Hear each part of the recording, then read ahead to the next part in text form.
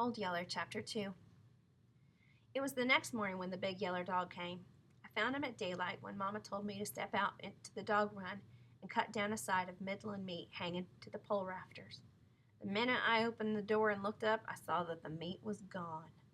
It had been tied to the rafter with bare grass blades braided together for string. Now nothing was left hanging to the pole but the frazzled end of the snapped blades. I looked down then. At the same instant, a dog rose from where he'd been curled up on the ground beside the barrel that held our cornmeal. He was a big, ugly, slick-haired yellow dog. One short ear had been chewed clear off, and his tail had been bobbed so close to his rump that there was hardly a stub enough left to wag. But the most noticeable thing to me about him was how thin and starved-looking he was, all but for his belly. His belly was swelled up as tight and round as a pumpkin. It wasn't hard to tell how that belly was so full. All I had to do was look up at the piece of curled up rind lying in the dirt beside him, with all the meat gnawed off.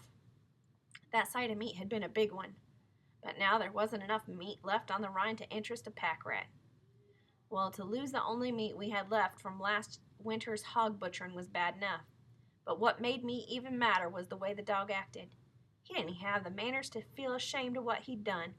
He rose to his feet, stretched and yawned, and then came romping toward me, wiggling that little stub of a tail, yelling yow, yow, yow, just like he belonged there and I was his best friend.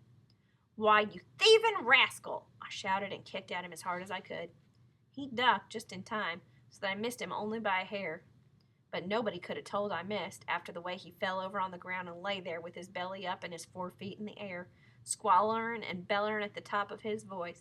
From the racket he made, you would have thought I had a club and was breaking every bone in his body. Mama came running to stick her head through the door and say, "What on earth, Travis?" "Well, this old stray dog has come and eaten our Midland meat clear up," I said. I aimed another kick at him. He was quick and rolled out of reach again, just in time, and then fell back to the ground and lay there, yelling louder than ever. Then out came little Arliss. He was naked, like he always slept in the summer. He was hollering, "A dog! A dog!" He ran past me and fell on the ground and petted him till he quit howling and then turned on me, fighting mad. "You quit kicking my dog," he said fiercely. "You kick my dog and I'll wear you to a frazzle." The battling stick that Mama always used to beat the dirt out of the clothes when she washed stood leaning up against the wall. Now little Arliss grabbed it up in both hands and came at me swinging. It was such a surprise move, little Arliss making fight at me in that way, that I just stood there with my mouth open and let him clout me a good one before I thought to move. Then Mama stepped in and took the stick away from her.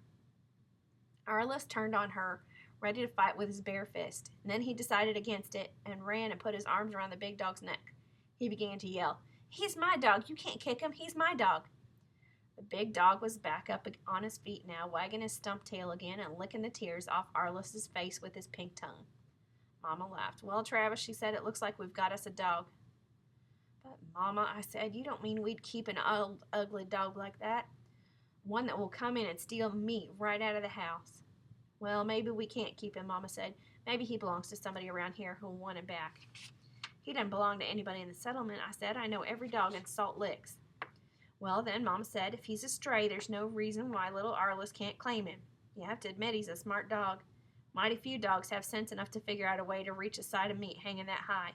He must have climbed up on top of that meal barrel and jumped from there."